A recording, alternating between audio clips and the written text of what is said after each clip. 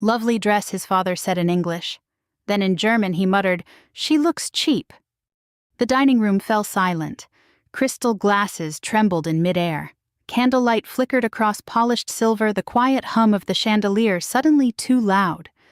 I smiled, raised my glass, and replied in perfect German. "You could have heard a pin drop." That's how it started, not a battlefield, not a storm, not an explosion in some foreign desert. Just a dinner table in Boston one day before my wedding.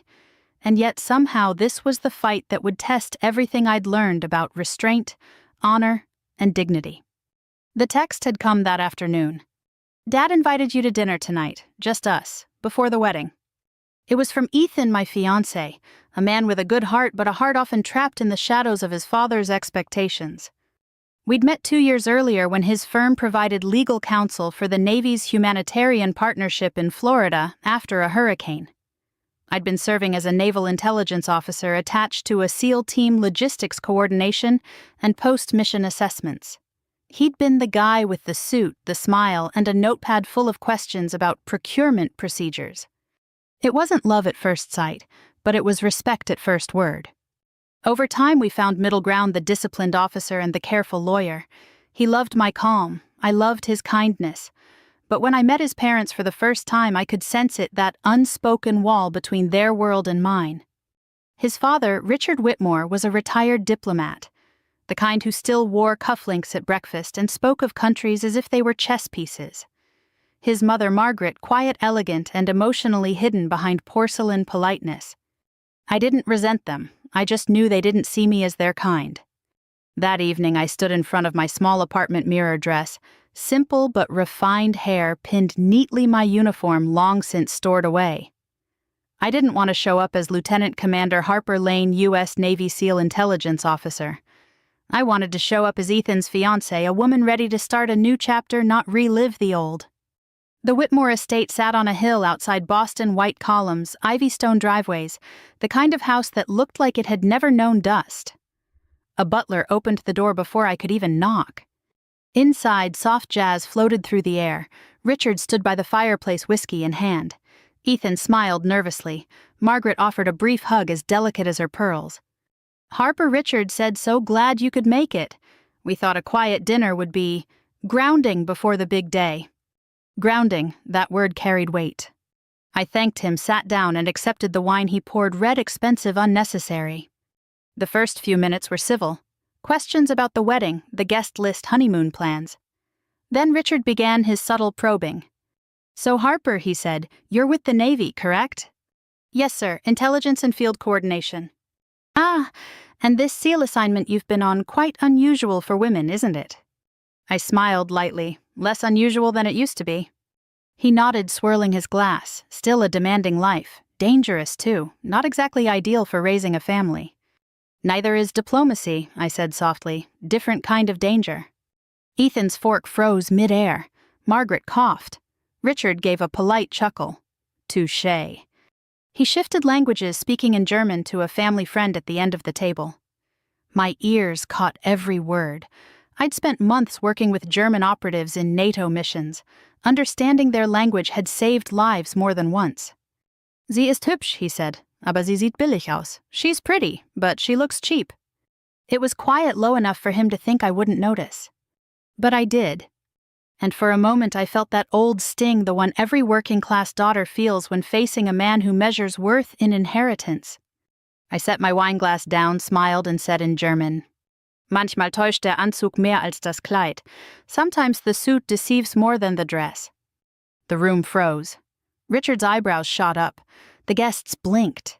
Ethan looked between us like a man watching a fuse burn. Then I lifted my glass again, took a small sip, and continued the conversation as if nothing had happened. Dinner stumbled forward after that. The clinking of forks became hesitant. Small talk returned, awkward and forced. Margaret asked about my parents. "My father runs a small auto shop in Des Moines," I said. "He taught me how to rebuild a carburetor before I could drive." "Ah," Richard muttered. "Self-made then." The word self-made sounded like an insult. I looked him straight in the eye. "Proudly, yes." He didn't reply. By dessert, Ethan looked pale. The tiramisu went untouched. The evening dragged like a mission gone wrong, no visible enemy, just subtle hostility in the air. When it was finally over, I stood and thanked them for the dinner. My voice was calm, my posture upright, my tone respectful. "Thank you, Mr. and Mrs. Whitmore. The meal was wonderful." Richard nodded stiffly. "Of course, always good to meet family before commitments are made." The way he said commitments carried the weight of an unspoken if. I turned to leave but paused at the door.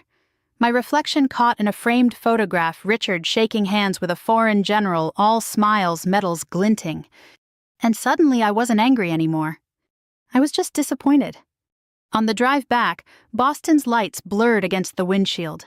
I replayed his words again and again. "She looks cheap."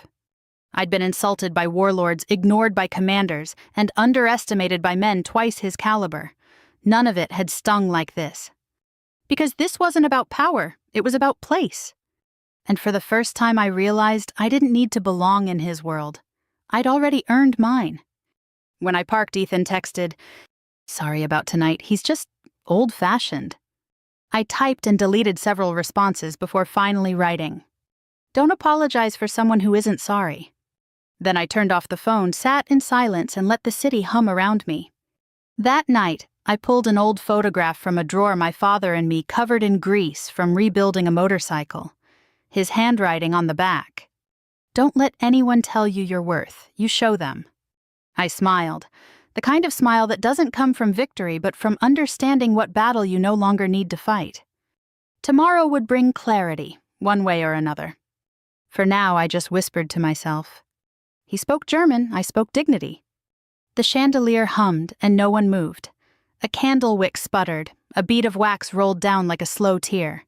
I could feel the room weighing my sentence. Richard recovered first. He lifted his glass not to toast, but to hide the way his mouth tightened. "You speak German," he said in English, as if labeling a specimen. "I learned because I needed to," I said. "People hear you differently when you make the effort." He nodded once the smallest concession a proud man can offer. Margaret's eyes softened, then retreated. Ethan was all apology without words. Dinner resumed technically. Knives chimed against bone china, but the music had gone out of the room. The quartet on the speakers belonged to a different party, a different house where no one had wounded anyone. Richard tried small talk. "So tell me, Harper, what exactly does intelligence officer mean, files analysis?" "Sometimes it means maps and timing," I said. "Sometimes it means putting a name to a voice on a radio you can't see. Sometimes it means translating what a man really means when he's trying not to say it." Ethan winced, but I kept my tone gentle. I wasn't there to win. I was there to hold the line. A silver-haired friend at the end of the table ventured a smile. "You must have stories." "I do," I said. "Most belong to people who didn't get a seat at a table like this." No one had a reply to that. Coffee arrived.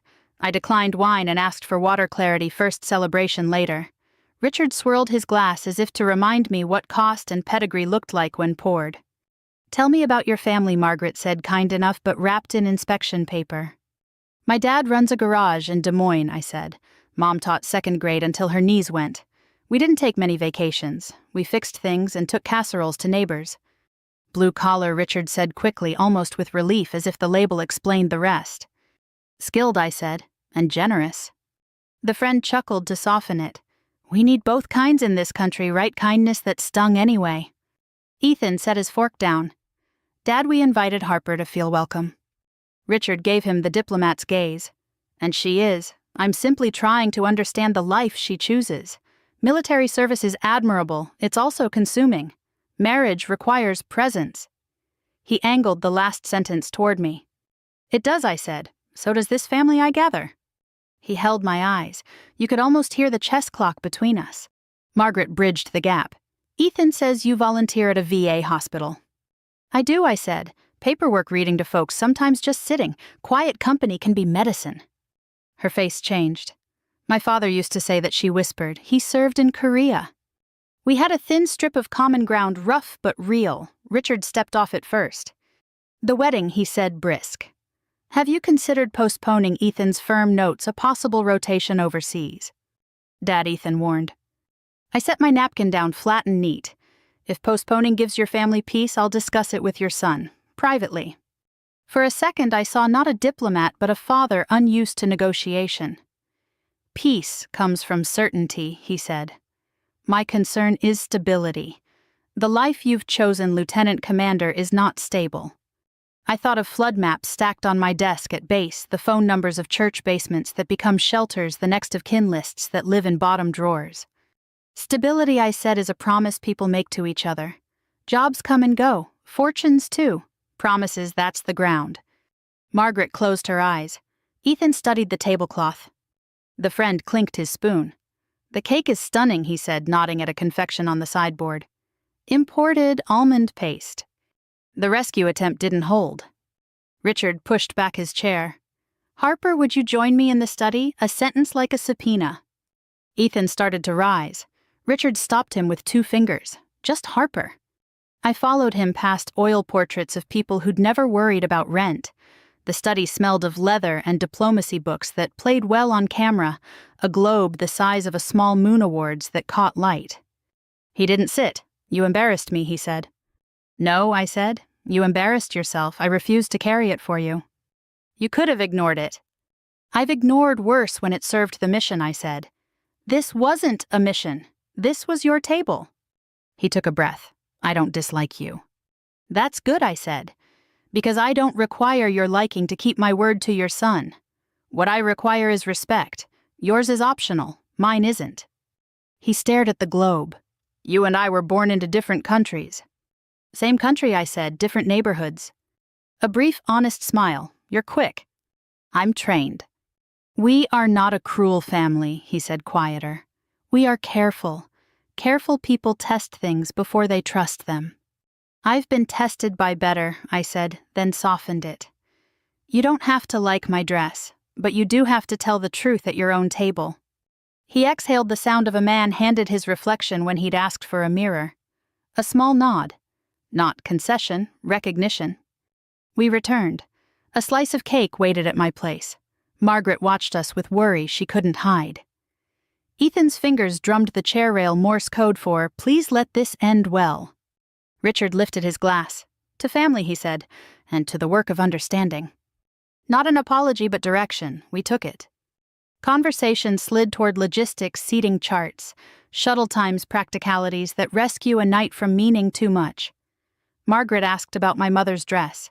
I described it, and admiration replaced envy. The friend told a story about getting lost in Oklahoma before GPS, and for a few minutes we were a table of Americans trading highway tales.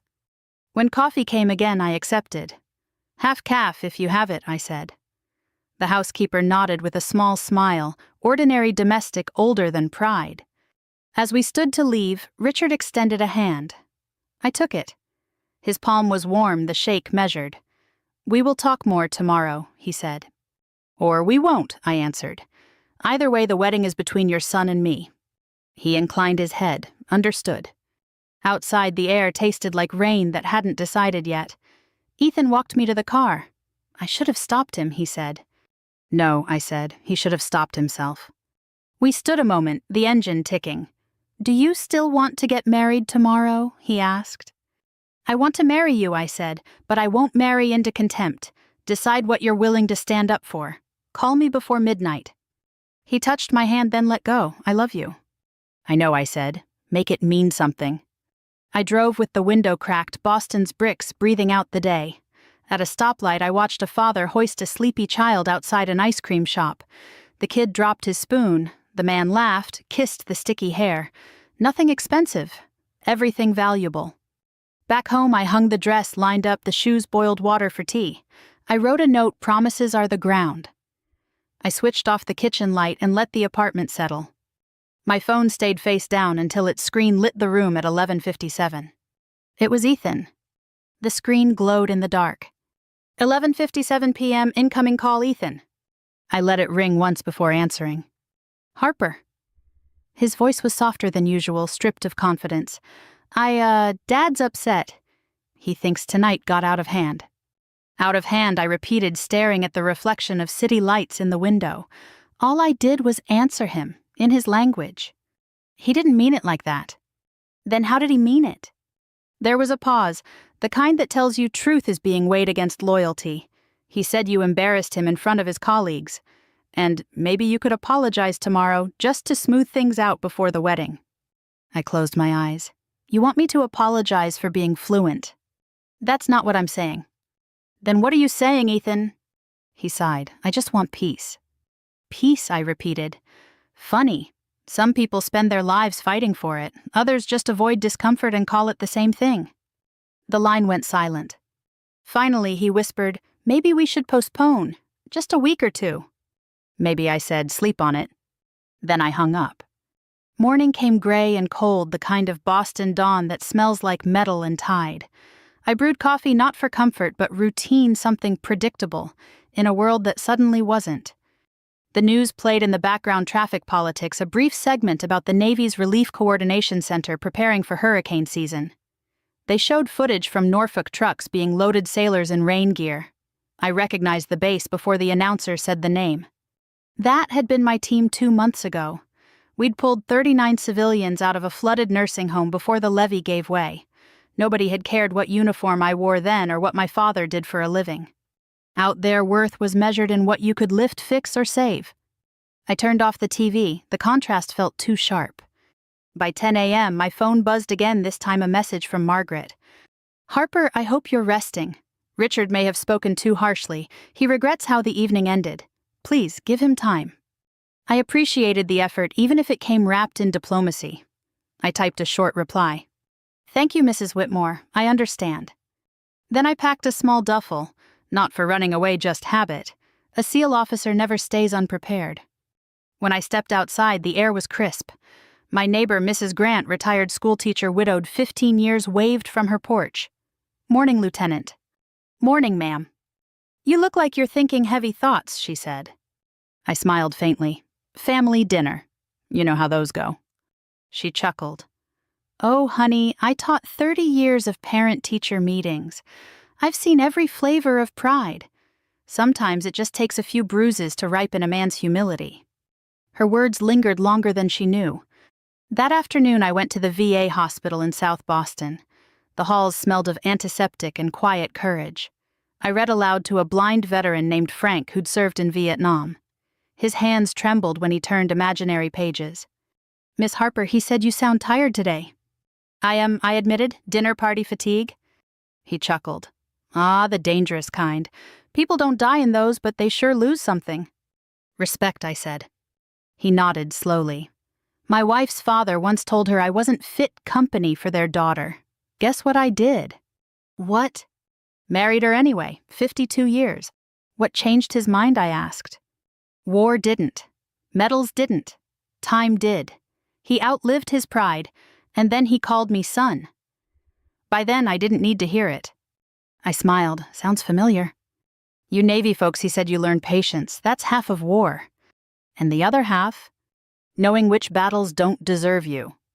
Driving home, the sky opened up a slow, steady rain that blurred the edges of everything. I pulled over by the harbor, watching waves slap against the rocks. Somewhere out there, ships rolled in darkness, men and women standing watch without complaint. It struck me then how different courage looks depending on where you stand. Some people see it in speeches, others in silence. I turned off the wipers, closed my eyes, and let the sound of rain fill the car. Maybe that's what this was, not a loss but a lesson. The next morning, Ethan didn't call, but his mother did. Harper, dear, Ethan's upset. He says you two need space. I agree, I said. I'm truly sorry, she added. Richard can be traditional. That's one word for it. She hesitated, then asked quietly, Do you love my son? I do, I said truthfully. But love isn't a uniform. It can't cover everything. Her sigh was soft, almost a whisper. I hope he learns that sooner than his father did. So did I. Days passed. I went back on duty at Norfolk. Rotation orders had come through faster than expected. My CO looked surprised to see me volunteer. Didn't you have a wedding coming up, Lane? Postponed, sir. Weather's more predictable. He smirked. Copy that. Welcome home. Home was a steel gray office inside a hangar that hummed with generators. Paper maps still lined the walls. We didn't trust digital alone. Storm season was coming early, and with it, chaos. The work steadied me: logistics, schedules, relief routes, concrete things that didn't depend on anyone's approval. That night I bunked on base. The rain came harder, tapping the metal roof like Morse code. I lay awake thinking of Ethan, his soft-spoken decency trapped under generations of pride. I didn't hate him. I just couldn't follow him into silence. The following week brought news an approaching storm off the Atlantic stronger than forecasted cutting power to half the coast. Our unit mobilized. We worked through the night setting up command tents and evacuation grids. At 3 a.m., a call crackled over the radio. Civilian nursing home flooded access road, multiple trapped. I volunteered before they finished the sentence. By dawn, we'd evacuated 48 residents through knee-high water. One man clutched a photo of his wife the entire time. Another kept thanking the boys, not realizing one of those boys was a woman in soaked combat boots. When the last patient was lifted into the ambulance, the sun broke through like mercy. I stood there drenched and exhausted, but at peace.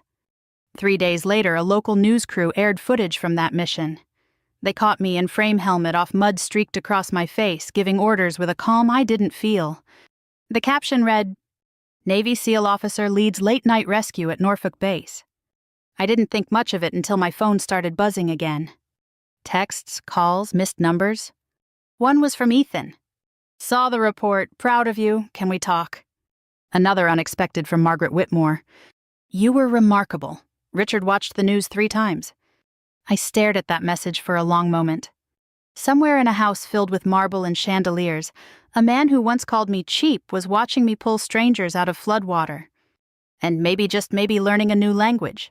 The invitation arrived 3 days later, thick cream paper embossed in gold like nothing had happened. The Whitmore Lane rehearsal dinner, Saturday, 6 p.m., Boston Harbor Club. I stared at it a long time before sliding it into the trash. But life, like the Navy, has a way of pulling you back into unfinished business. The next morning, Ethan called. "Harper," he said quietly, "please come. Dad wants to talk. He's different." "Different how?" "He's been watching the Norfolk footage on repeat. He told me he didn't realize you were still active duty. He might want to apologize." Might. That word hung in the air like an unfinished order. Still, part of me wanted to see him not for revenge but closure. So I agreed. Saturday evening, I stood in front of my closet, fingers brushing the sleeve of my navy blazer. Then I stopped. No, not tonight. I didn't want the uniform to speak for me. Instead, I chose a simple navy blue dress. Modest, sharp lines, the kind of thing that said discipline without rank. The Boston Harbor Club gleamed like a ship at anchor glass walls reflecting sunset over the water. Inside, laughter silverware and the practiced music of wealth. Ethan met me at the entrance. His relief looked almost painful. "You came." "I did," I said. "Let's get through it." He tried to smile. "Dad's been quieter lately." "That'll be a nice change." When we entered, the room turned slightly, just as it always does when someone unexpected walks in. Margaret was the first to approach. She took my hands gently. "Harper, it's wonderful to see you," she said, her voice softer than before. "You look lovely." "Thank you, Mrs. Whitmore." She glanced over her shoulder. "Richard's in the corner. He asked to speak with you privately before dinner." Ethan squeezed my arm. "I'll be right here." I nodded and crossed the room. Richard stood by the window staring out at the harbor. The reflection of twilight rippled across his face, the same face that once looked down on me like a judge. "Commander Lane," he said, turning with a faint smile. "Or is it Lieutenant Commander?" "Lieutenant Commander," I said, "but tonight just Harper." He nodded. "Harper, then." A long pause, the kind that asks for grace before words arrive. "I saw the broadcast," he began. "The rescue in Norfolk. You led that." "Yes, sir." His throat worked once before he said, "I misjudged you." I waited. "I mistook quiet for weakness," he continued. "That's a habit among men of my generation. We think noise equals strength." "It doesn't," I said. "No," he admitted, "it doesn't." He gestured toward the harbor. "My first posting overseas was in Berlin, 1979. I thought I understood courage. But I never stood in rising water with lives depending on me." "You did in your own way," I said. "Diplomacy saves people too, just not always visibly." He smiled faintly. I'm not sure my kind ever risked much beyond embarrassment. I studied him, this man who'd wielded language like a weapon, now fumbling for peace. Embarrassment can drown a soul faster than water, I said. He met my eyes, then let me swim. It wasn't an apology in words, but it was one in tone. I don't hold grudges, Mr. Whitmore, I said. Just memories and lessons. He nodded. I'd like to learn both. When we returned to the main room, Ethan exhaled, visibly relieved. Dinner began, and for the first time, conversation didn't feel like a duel. Someone toasted to service and family. Richard's glass tilted toward me. Margaret added quietly and humility. The room chuckled gently, and I let myself smile. But peace like the tide never holds still for long. Halfway through dessert, one of Ethan's partners, a smug man with the kind of charm that spoils, fast raised his glass. To Ethan and Harper, he said, "The Navy's gain is Boston's loss." Laughter. I smiled politely.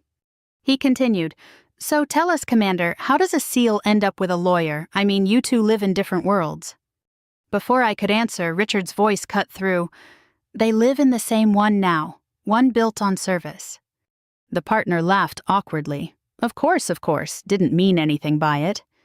But something in the room had shifted. The hierarchy had flattened. For once, Richard wasn't looking down. After dinner, Ethan walked me out to the terrace. The city lights shimmered on the water. "I don't know what you said to him," he said, "but thank you."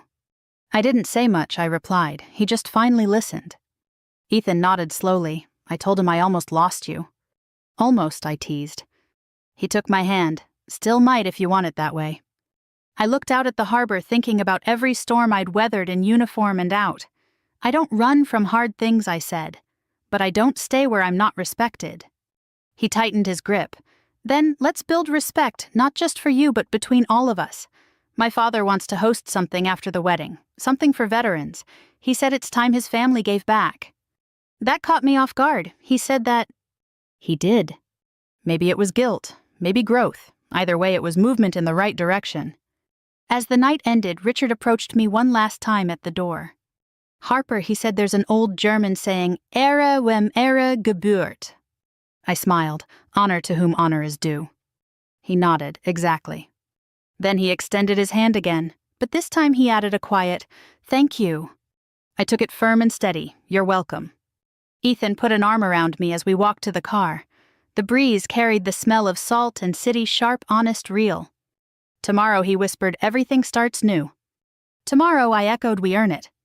The next morning I woke to news reports about the storm aftermath in Virginia, civilian volunteers, helping with cleanup, Navy personnel coordinating relief. The same anchor who had covered my rescue story now read a new headline. Veterans' families pledge support for ongoing relief efforts. The segment showed several private donors stepping up, and among them the Whitmore Foundation. Margaret's statement appeared on screen. "Service and sacrifice deserve more than words. Our family is honored to help." Below that, a photo Richard shaking hands with a group of veterans outside the VA hospital. He looked different, not younger but lighter. I turned off the TV and smiled. The wedding might still be uncertain, but something else was already repaired. Some debts aren't paid in money, they're paid in understanding. That evening, as I packed for another short deployment, I found myself folding the same navy blue dress into my duffel, the one he'd once called cheap. Funny how fabric doesn't change, only the eyes that see it. The next morning began with a familiar voice on the radio, the low, steady tone of a morning news anchor. In national headlines today, a U.S. Navy SEAL officer, Lieutenant Commander Harper Lane, led a heroic rescue during last week's Norfolk floods, saving 48 civilians and hospital staff. My coffee went cold in my hand. They even pronounced my name correctly. For once, no one asked who my father was, where I'd gone to school, or whether I looked the part. Just what I'd done. By noon, the story was everywhere. Clips of the mission-blurred faces, body cams, rescue boats cutting through black water played on every major network. The footage showed our team waist-deep in chaos, flashlights slicing through rain. My voice came faintly through the static. "Go, go, go, move them to higher ground." I hadn't realized they'd caught that moment. By mid-afternoon, my inbox overflowed, old friends, shipmates, people from Iowa I hadn't heard from in years. And then among them a short email. From Margaret Whitmore. Subject: You were extraordinary. Richard watched the news. He hasn't said much, but he's been quiet all morning. Just thoughtful. I think something shifted, M. That evening I returned to my apartment and found an envelope slipped under the door, my name written in a man's careful, unfamiliar hand. Inside was a single folded sheet, heavy paper, faint cologne. Commander Lane. I owe you an apology that words can't balance, but I'll begin anyway. Watching those reports, I realized I've spent too long measuring people by inheritance instead of integrity. That was arrogance dressed as tradition. You didn't just save lives in that flood, you saved mine from a kind of blindness. Thank you for letting me see. Richard Whitmore. I sat for a long time, the letter trembling in my hand. I'd faced men who'd fired weapons at me without fear, but this quiet humility, this fragile courage from an old man, that nearly broke me. For the first time in days I cried, not from hurt but from release. It wasn't victory, it was peace. 2 days later, my commanding officer called me into his office. Lane, he said, the Pentagon wants someone to represent the Norfolk Rescue Team at the upcoming Veterans Charity Gala in D.C. You're being volunteered. I raised an eyebrow. Volunteered, sir. He smiled. You clean up better than most of us, and they want a woman's voice at the podium. Yes, sir, I said, hiding the nerves under habit. I'd faced gunfire, survived storms, and debated admirals. But the thought of standing at a microphone in a ballroom of strangers, that was a different kind of battle. The gala was held at the Mayflower Hotel, chandeliers, velvet curtains, the scent of money trying to prove it cared. The crowd was full of politicians, business leaders, and retired officers. When I arrived, the coordinator handed me the itinerary. I glanced down the list of sponsors and froze. Whitmore Foundation. There it was, printed cleanly among major donors. I exhaled slowly, of course. Life doesn't send coincidences, it sends callbacks. I took my seat near the back, surrounded by laughter and champagne. Across the room I spotted them, Richard and Margaret, dressed in quiet elegance. He looked thinner but calmer. Their eyes found me. He gave a small nod. Not the commanding one from before, this time a gesture of respect. When the MC finally called my name, I walked to the stage in my dress white uniform, polished, formal, the one I hadn't worn since Afghanistan. The applause was polite at first, then grew. Not loud, not wild, just warm, honest human. I adjusted the microphone and began. Good evening. My name is Lieutenant Commander Harper Lane, United States Navy. A few weeks ago I was knee-deep in floodwater helping strangers climb into rescue boats. Tonight I'm standing here dry, warm, and grateful because hundreds of others did their jobs so that we could all go home.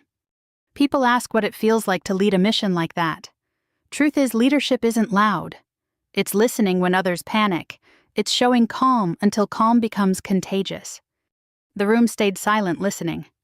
I continued. We all wear uniforms of some kind.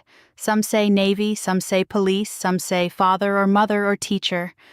What matters isn't what we wear, it's who we serve. Applause followed, gentle but real. Then I ended. My father once told me, don't let anyone tell you your worth, you show them. I think he was right. The room rose to its feet.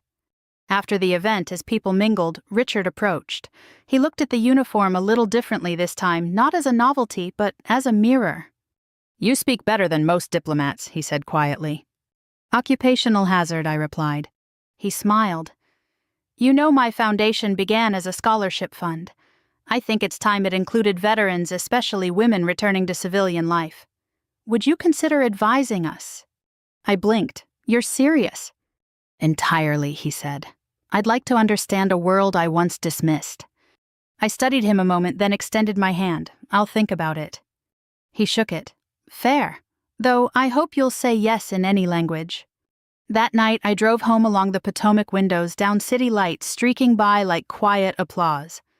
I thought about Ethan, who had texted me earlier that day. Proud of you. Dad's been telling everyone he knows a SEAL who speaks 5 languages. I think you broke him in the best way. I didn't reply, not yet. Some things needed silence to grow back properly. When I got home, I folded the dress white jacket over a chair and reread Richard's letter once more. The paper was creased, worn, but honest. People like him rarely say sorry, they act it. And maybe that's better. Because in the end, I hadn't needed his humiliation or his praise, just his recognition that respect isn't charity. It's duty. Before bed, I stepped onto the balcony. The night breeze carried the faint hum of the city horn's laughter siren's life. Somewhere, I imagined a father was telling his son about the woman who had once answered him in perfect German. Not to embarrass him, but to remind him some lessons are learned best in translation. The next week passed like quiet aftermath. No storms, no dinners, just space. Ethan's number appeared on my phone every evening, and every evening I let it fade to voicemail. His messages stayed kind, but clumsy. Can we start over? Dad's a different man now. Mom wants to see you. I didn't ignore him out of spite. I just needed distance long enough to trust what I was feeling wasn't anger. When you've served long enough, you learn the danger of reaction. The first punch isn't always the one that wins the fight. It's the one that teaches you when to hold steady. Friday morning, I stopped by the VA hospital before heading back to base. The volunteers were gathering supplies for an outreach program, blankets, toiletries, letters. Commander Lane, the director, said, smiling, "Mail came for you." He handed me a heavy envelope sealed with wax, the kind people used before emails replaced apologies. Inside was a note written in familiar looping script. "Dear Harper, I suspect you've received Richard's letter. He asked me not to send this one, but I think you deserve both voices. For years I stayed silent while my husband's pride spoke for the family. Watching you that night, how you carried yourself, how you answered him without cruelty, reminded me what grace looks like when it refuses to bend. He's not the same man. You changed him. We both know words can wound. Now he's learning they can also heal. If you ever forgive us enough to share dinner again, our table will be open. No languages, no tests, just family. With love, Margaret." I stood in the hallway for a while, letting the paper rest against my palm. The smell of disinfectant mixed with the faint perfume from the letter, lavender, old-fashioned, genuine. When I folded it back into the envelope, my hands didn't tremble anymore. That afternoon, Ethan showed up at the base. I saw him through the window before the gate guards called. He was wearing civilian clothes, no arrogance, just exhaustion. He waited while I finished briefing the relief team. When I finally stepped outside, the wind carried salt and jet fuel grounding and real. "I shouldn't have come here unannounced," he said, "but if I asked permission, you'd have said no." "You're not wrong." He smiled weakly. "That's a first." We stood in silence, watching a helicopter descend on the tarmac. Dust lifted stinging eyes, forcing us to squint. "Dad's writing letters now," he said when the noise faded. "To people he hasn't spoken to in years. To veterans he worked with overseas. I think you gave him the courage to look backward." "I didn't give him courage," I said. "He already had it. I just held up a mirror." Ethan nodded slowly. "He keeps saying your name like a medal he didn't earn." "That's not the point." "I know, but it means something to him and to me. I wanted to thank you." I studied his face. There were new lines, subtle ones that come from reflection. "What do you want, Ethan?" He hesitated. Another chance. Not to redo the wedding, just to talk without anyone else's expectations in the room. "Where I asked." "The VA hospital. Saturday. Mom's coordinating a donation drive there. Dad's coming too. It's not a trap, I promise." I took a slow breath. 1 hour. "That's all I'm asking." Saturday morning, the VA lobby buzzed with activity volunteers packing care boxes, veterans chatting, sunlight streaming through high windows. It smelled of coffee and disinfectant, but also something cleaner, sincerity. Margaret spotted me first. She looked genuinely happy, the kind of joy that doesn't perform.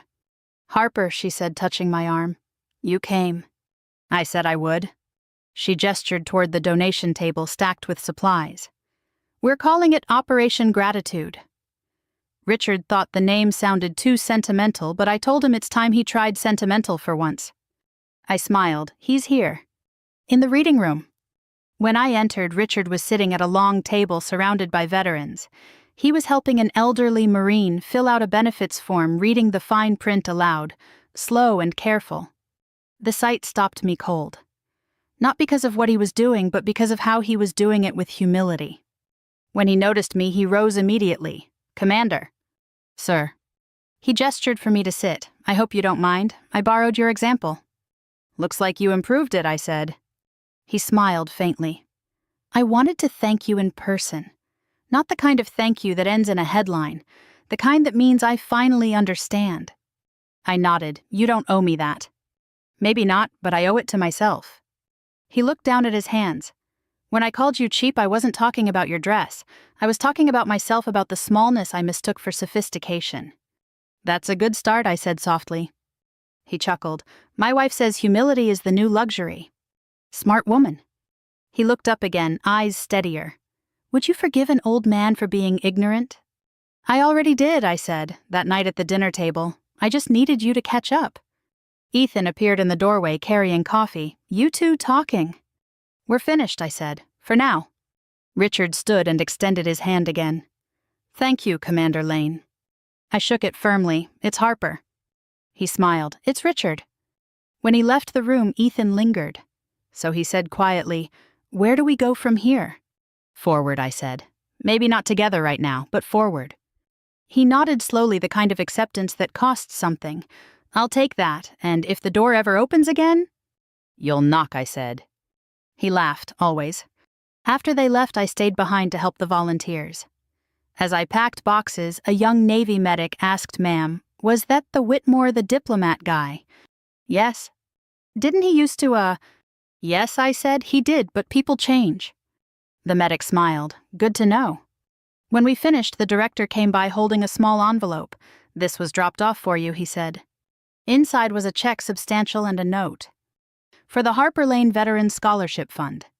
Every mission deserves a return path home. R.W. I stared at it stunned. He'd taken my story and turned it into legacy. I slipped the note into my pocket, whispered to myself, Good job, old man, and went back to work. That evening, I drove to the shoreline. The sun was dipping below the horizon, the sky burning gold and navy, the same colors as my uniform. I thought about how everything had started with a dinner invitation, an insult, and a glass of wine. And how it ended with a letter, a handshake, and quiet respect. Sometimes the battles that matter most aren't fought overseas. They're fought at dinner tables across generations between pride and humility. And when you win them, no medals are pinned. The only reward is peace. I sat until the last light faded. Somewhere in Boston, Richard was probably still writing letters. Margaret was probably still organizing care drives. And Ethan, well, he was learning that love isn't measured by the size of a wedding, but by the courage to change. I took one last look at the water and whispered, Mission complete. 2 months later, I stood in front of a mirror at the Mayflower Hotel once again, this time in full Navy mess dress blues. The jacket fit like discipline. The medals gleamed under the warm light, polished but not showy. It wasn't a wedding gown, but it felt more honest. Tonight wasn't about vows or apologies. It was about something rarer, understanding. The Veterans Charity Gala had grown beyond anyone's expectations. More than 500 guests filled the ballroom, service members, families, donors, and even a few faces I hadn't expected to see again. Among them, Richard and Margaret Whitmore seated together near the front, their foundation's logo printed proudly on the program. Their name was now followed by a line that read, In partnership with the Harper Lane Veterans Transition Fund. I hadn't asked for that. Richard had insisted. The MC introduced the evening, his voice smooth as a radio host's. Tonight's closing remarks will be delivered by Lieutenant Commander Harper Lane, U.S. Navy SEALs Intelligence Division, whose story, as many of you know, inspired this very foundation to expand its mission of support. Applause swelled, respectful and warm. As I walked to the podium, I saw Richard stand first, then slowly the rest of the room followed. A standing ovation before I'd spoken a single word. I took a breath, steady, deliberate, and began. Good evening. I'm honored to be here tonight, surrounded by people who understand that service doesn't end when the uniform comes off. 2 months ago, I was knee-deep in floodwater helping strangers climb into rescue boats.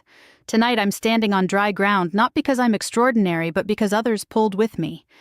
That's what service really is, pulling together. I paused, letting the words find their place. The audience was quiet, listening the way soldiers listen to a final briefing. I used to think courage meant never breaking. But I've learned it's the opposite. Courage is what happens when we break and still choose to rebuild in ourselves and in others. A ripple of nods spread through the crowd. I've seen bravery on battlefields and in hospitals and classrooms and kitchens. I've seen it in widows writing letters to strangers and in fathers learning to say, "I was wrong." Sometimes the hardest wars are fought in silence across generations between pride and forgiveness. My eyes found Richard and Margaret. They were holding hands. "I want to share one small story," I said. "A few months ago, I was invited to dinner at a family's home. It didn't go well." The audience chuckled softly. At that dinner, someone made a comment about how I looked, a comment meant to belittle spoken in another language. What he didn't know was that I understood every word. Laughter, then a hush. So I replied in perfect German. The room laughed again, warmer this time. But what mattered wasn't the comeback. It was what came after. Because that same man later taught me something I'll never forget. It's never too late to learn a new language, not of words, but of humility. You could feel the emotion shift from amusement to reflection. We all speak different languages. Some of us speak through medals and service records, others through silence or love or regret. But the only language that connects us all is respect. Applause began quietly, then grew stronger, richer. I finished with a quote my father had once written on the back of a photograph. "Honor isn't about who you impress, it's about who you lift."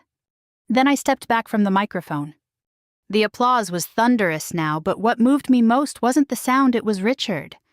He stood again this time unprompted and raised his glass.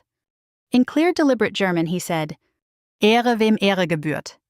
And then switching to English, "Honor to whom honor is due." He smiled at me, not the politician's smile, but the father's one. The audience joined in, glasses raised. Margaret leaned toward him and whispered something that made him laugh quietly. For a man who once measured worth in pedigree, that laugh was its own redemption song. Later, as the gala wound down, Richard approached me in the hallway outside the ballroom. The noise of conversation faded behind us. "You spoke beautifully," he said. "You always did. I just didn't listen soon enough." "It takes time to translate pride into understanding," I said. He nodded. "You were right that night about the suit and the dress. Sometimes the one who looks refined is just better at hiding fear." "I think we both learned something," I said. He looked down at the medal on my uniform. "I used to see these and think they were about bravery. Now I know they're about responsibility. That's the only kind worth wearing." He extended his hand once more, a ritual now, but one that carried meaning. If you ever decide to leave active duty, our foundation could use someone who understands both worlds. Someone who speaks many languages. I smiled. I'll keep that in mind. As he turned to go, he said softly, "You remind me of my daughter, the one I wanted Ethan to marry." I raised an eyebrow. I was that daughter. He paused, laughed, and said, "Yes, you were."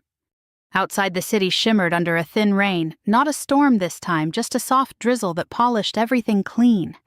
I walked down the steps toward the curb, the echo of applause fading into the hum of traffic. Ethan was waiting by the entrance. He looked older too, not by years, but by lessons learned. "I almost didn't come," he admitted. "Dad insisted." I'm glad he did. So am I. We stood in the rain a moment, the kind of silence that doesn't need to be filled. Then he said, "You know, I replay that night sometimes. The dinner.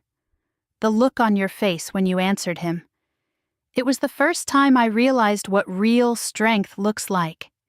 I smiled. It wasn't strength, it was patience, stronger medicine. He chuckled. "So what now? Do I get a second chance?" I shook my head gently. "We already got one. We just used it differently." He nodded slowly, accepting. "I'll take that."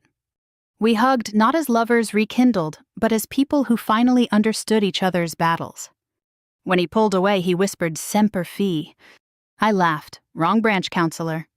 Then he said, smiling, "How do the seals say goodbye?" "Huya," I answered softly. As I walked toward the car, I thought about everything that had happened, the dinner, the insult, the silence, the rescue, the letter, the gala. Each moment had felt like an ending. But maybe every ending is just another translation of the same lesson. Respect doesn't need permission. It just needs courage to show up. To everyone listening now, wherever you are, remember this. Sometimes the smallest words carry the greatest power. Sometimes "I'm sorry" is stronger than "I'm right." And sometimes the quietest people in the room are the ones who understand every language of the heart. If this story moved, you take a moment to share it with someone who's still waiting for an apology, or someone who once gave one. And if you've ever learned a hard lesson late in life, know that late is still on time. Because honor isn't about winning, it's about listening.